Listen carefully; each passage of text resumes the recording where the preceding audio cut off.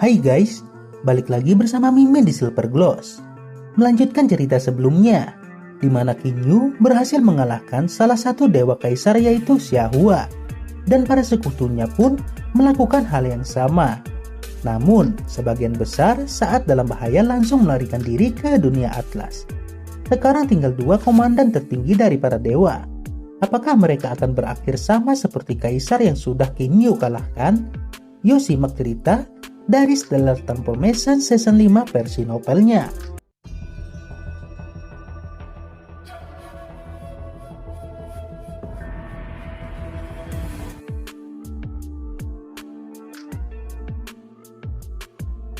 Yukinji dan juga Qianqi tidak bisa mempercayai apa yang baru saja mereka lihat. Bahkan serangan gabungan dari 3 dewa abadi tidak mampu membunuh Kinyu. Belum lagi, mereka baru saja menyaksikan Xiahua dihancurkan dalam sekejap mata.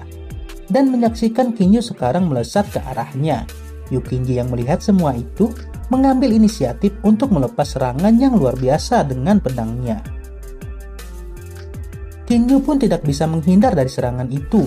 Bahkan seluruh tubuhnya terpental beberapa ratus meter. Di saat bersamaan, dengan cepat dia mengisi ulang boneka pedang abadi dengan kumpulan batu unsur suci kelas atas. Semua energi dari boneka benar-benar telah habis. Dia pun harus mengisinya kembali. Namun butuh beberapa saat untuknya mengisi ulang. Tapi Kinyu tetap terguncang oleh serangan luar biasa dari Yukinji. Hanya dalam satu serangan, kira-kira 30% dari energi boneka pedang abadi telah dihabiskan. Sepertinya Kinyu cukup beruntung karena serangan mereka lebih ke bagian pertahanan daripada menyerang, sehingga serangan itu tidak begitu kuat. Kinyu menghela napas pada dirinya sendiri. Ini adalah satu kerugian besar bagi boneka pedang abadi. Jelas, Kinyu bisa memilih untuk tidak menyalahkan bonekanya yang menguras batu unsur suci kelas atas. Karena jika dia tidak melakukannya, maka serangan terakhir dari Yukinji pasti akan membuatnya terpental seperti komet melintasi planet Ambermon. Ketika melawan serangan sekuat itu, tidak mungkin Kinyu dapat bertahan tanpa mengeluarkan energi yang berharga. Kinyu melototi 2 dewa abadi yang tersisa. Yukinji dan juga Qianqi benar-benar tercengang setelah melihat Kinyu benar-benar masih hidup setelah serangan itu. Di saat bersamaan, Yukinji dan juga Qianqi segera menyapu planet dengan indera spiritual mereka. Dari 200 dewa emas level 8, sekitar 130 orang mati. Dan dari 70 dewa emas level 9, hampir 30 orang mati. Bahkan mereka menyaksikan Konglan, Tugan, dan juga Danmeng memimpin beberapa orang lainnya untuk melanjutkan pembantaian mereka. Konglan jelas merupakan yang paling menonjol dari semuanya, mengenakan baju besi abadi kelas atas dan memegang senjata abadi kelas atas, ditambah dengan kemampuan dan kekuatan alaminya sendiri. Tidak ada satupun di antara dewa emas level 9 yang mampu menandinginya. Melihat senjata kelas atas milik Konglan, mata Yukinji berbinar. Yukinji berbalik dengan cepat menjauhi dari Kinyu, meluncurkan dirinya beberapa ratus meter ke arah Konglan, sambil melakukan serangan ganas ke arahnya. Benar-benar terkejut, Konglan hanya bisa mengangkat senjata untuk memblokir serangan yang datang. Raja Iblis level 9 akan dirugikan dalam bentrokan dengan pedang abadi peringkat kaisar. Selanjutnya, serangan dari Yukinji benar-benar tak terduga dan Konglan pun terkejut, sehingga dia memuntahkan seteguk darah saat dia dikirim terbang dari serangan diam-diam itu. Sementara Yukinji dengan cepat mendekatinya untuk memberikan pukulan terakhir. Tidak ada waktu sama sekali bagi Kinyu untuk beraksi, tapi tiba-tiba bahkan saat seluruh tubuhnya terlempar dari hantaman dahsyat itu, Konglan menghilang begitu saja tepat di depan musuhnya. Saat Yukinji menatap dengan kaget di mana Konglan berada, gelombang kejut yang mendekat dengan cepat bisa dirasakan melalui udara. Begitu Yukinji melihat ke arah mata merah dingin itu menatapnya, dia tidak bisa membuang waktu sama sekali untuk mengangkat pedangnya, menyerang dalam seberkas cahaya yang sangat cemerlang. Saat Yukinji dan juga Kinyu bertemu dalam bentrokan pedang, dampak yang dihasilkan mengirimkan keduanya terbang ke arah berlawanan. Kinyu sedikit frustasi pada dirinya sendiri. Kekuatan serang orang itu jelas melebihi kekuatan Xiahua. Hanya satu serangan darinya bisa membelah Kinyu menjadi 2. Bahkan sebelum dia bisa cukup dekat untuk menyerangnya. Reaksinya bahkan lebih cepat dari dugaan Kinyu. Posisi Yokinji sebagai salah satu dari 36 dewa abadi benar-benar diterima dengan baik. Setelah bentrok terjadi, Yokinji meminta bantuan dari Qianqi untuk menggunakan simbol gemetar bumi. Meskipun sebagian besar diblokir oleh baju besi Kinyu, seharusnya Qianqi masih bisa membunuhnya. Kinyu yang menyaksikan dengan tenang saat dua tuan abadi itu berbicara. Meskipun dia tidak bisa mendengar apa yang mereka katakan, dia tidak terburu-buru untuk menyerang. Setelah beberapa saat berlalu, Kinyu bisa mengatakan dengan jelas bahwa dia tidak akan bisa mengalahkan mereka. Kinyu pun bergumam dalam hati, "Muridku, sepertinya gurumu masih belum cukup kuat untuk saat ini. Aku bahkan tidak bisa mendekat untuk menyerang mereka."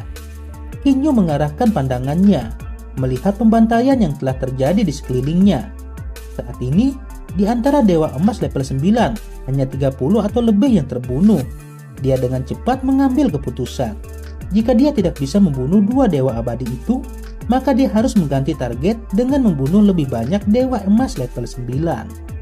Seberkas cahaya hitam ditembakkan ke arah berbagai kelompok dewa emas level 9. Dalam sekejap, yang ditargetkan langsung dikirim untuk menemani muridnya Hansu. Saat dewa emas dibantai, Qianqi memandang dengan serius. Jari-jarinya menciptakan banyak simbol rumit di dalam udara. Saat dia membentuk simbol-simbol itu, aliran cahaya mengalir keluar dari mereka. Bergabung menjadi karakter hijau bersinar yang berlahan membekas di telapak tangan Qianqi. Tiba-tiba Kinyu merasa seolah-olah dia terjebak dalam pasir hisap. Gerakannya terbatas, tidak seperti sebelumnya. Pada saat yang sama, telapak tangan tingginya sekitar 8 meter muncul di udara. Dengan keras menampar ke arah Kinyu. Kinyu terkena serangan langsung dan jatuh ke tanah. Begitu dia dipukul, Kinyu merasa kekuatan aneh yang benar-benar melewati baju besinya ke dalam tubuhnya. Kinyu sangat ketakutan. Jika susunan rohnya dihancurkan, boneka pedang abadi juga akan ikut hancur. Tapi, saat kekuatan aneh itu mendekati sekeliling arai rohnya, kekuatan itu tiba-tiba menghilang. Kinyu pun menghela napas lega dan dengan cepat mengisi kembali boneka pedang abadi dengan batu elemen suci kelas atas. Kinyu pun akhirnya berhasil mendapatkan kembali kendali tubuhnya. Bahkan, serangan itu menghabiskan setengah dari energinya. Kinyu meluangkan waktu sebentar untuk menilai tingkat kerusakan yang disebabkan. Dia pun tercengang oleh betapa kuatnya serangan dari Qianqi itu. Namun, telapak tangan besar lainnya dari Qianqi kembali menabrak Kinyu. Telapak tangan ini menghantam langsung ke atas kepala Kinyu. Dan dengan kekuatan sebesar itu menghantam langsung di tanah. Namun, sekali lagi, saat kekuatan aneh itu mendekati susunan rohnya, seluruh kekuatan itu secara otomatis hilang. Boneka abadi Kinyu dihancurkan berulang kali, dan semua energi batu elemen suci kelas atas telah sepenuhnya digunakan. Kekuatan Qianqi terlalu menakutkan. Jika Kinyu berada dalam tubuh asli, bahkan dengan bantuan armor ilahi, dia mungkin masih terluka parah atau bahkan sampai terbunuh. Kinyu bisa merasakan meskipun kekuatan setiap serangan telapak tangan sebagian besar di tingkat permukaan, masih ada lapisan kekuatan aneh yang melewati permukaan untuk menyerang langsung ke tubuhnya. Jika kekuatan ini menghantam tubuh aslinya, bukan boneka pedang abadi, mungkin Kinyu memang akan berada dalam masalah besar.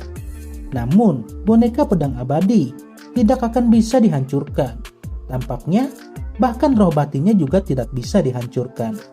Tidak akan bermain-main lagi dengan Qianqi. Hanya 2 serangan saja bisa membuatnya menghabiskan seluruh energi Kinyu. Saat Kinyu mengamati sekelilingnya, dia menyadari bahwa dia telah dipukul jauh ke dalam kerak planet.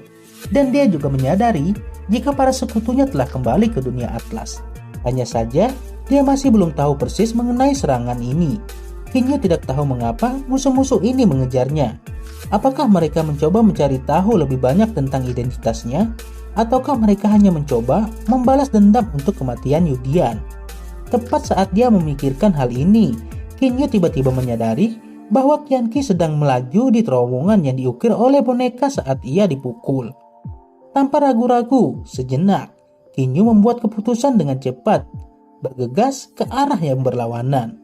Tidak satupun dari mereka berani berteleportasi. Karena itu, udara di sekitar keduanya bergetar dengan kekuatan mereka. Teleportasi dalam keadaan seperti itu sangat berbahaya, dan ada risiko tubuh akan terkoyak. Di tengah-tengah ruang yang kacau itu, mengandalkan kekuatan boneka abadi, Kinyu menghancurkan batu-batu dan tiba sekali lagi di permukaan. Dengan cepat dari energi spiritualnya, Kinyu mendeteksi Dewa Emas level 8 di suatu tempat di dekatnya. Tanpa mempedulikan Qianqi yang mengejarnya, dia segera pergi ke arah Dewa Emas level 8 itu. Dewa Emas level 8 ini telah terlibat dalam pertarungan berkepanjangan dengan Raja Iblis level 8. Pertarungannya telah membawa mereka melewati berbagai kota. Ketika lawannya tiba-tiba menghilang tanpa jejak, saat ini Dewa Emas level 8 sangat frustasi karena semua usahanya sia-sia. Saat itu, dari sudut matanya, dia merasakan bayangan cepat lewat di belakangnya. Dan kemudian, dia tidak tahu lagi. Tangan Kinyu terentang seperti cakar, tenggelam ke kepalanya. Kinyu pun melakukan seni iblis pencarian jiwa. Meskipun Kinyu berada di tubuh boneka pedang abadi, hal itu sama sekali tidak menghalangi dia untuk melakukan seni iblis itu. Saat ia mencari tahu melalui jiwa murid generasi ketiga dari sekolah pedang giok itu, Kinyu akhirnya menyadari kebenaran. Yukinji, Qianqi, dan orang-orang lainnya tidak datang untuk membalas dendam kematian Yudian. Maka hanya ada satu kemungkinan lain. Kaisar Yu sekarang benar-benar curiga tentang Kinyu. Tapi apa gunanya jika Kaisar Yu tidak dapat menemukannya? Kinyu bergumam dengan percaya diri pada dirinya sendiri. Air mata meteor bisa menyembunyikan dirinya dari pencarian spiritual orang lain. Selama Kinyu bisa menyamar, tidak akan ada yang menyadari, bahkan itu Yukinji ataupun Qianqi. Tiba-tiba Kinyu merasakan kekuatan menakutkan turun dari langit. Tidak jauh, Qianqi akhirnya menyusulnya. Namun, tiba-tiba saja, pedang ilahi secara ajaib memperbesar dirinya sendiri saat Kinyu melompat ke atasnya. Begitu Kinyu naik, pedang ilahi melesat dengan kecepatan yang menakutkan. Qianqi hanya bisa menatap dengan mata terbalak dan ternganga, karena Kinyu benar-benar meninggalkan dia memakan debunya. Padahal, sebentar lagi Yukinji, Dewa Emas level 8 dan juga level 9 akan segera tiba. Namun, sebagian dari mereka sudah banyak yang terluka parah.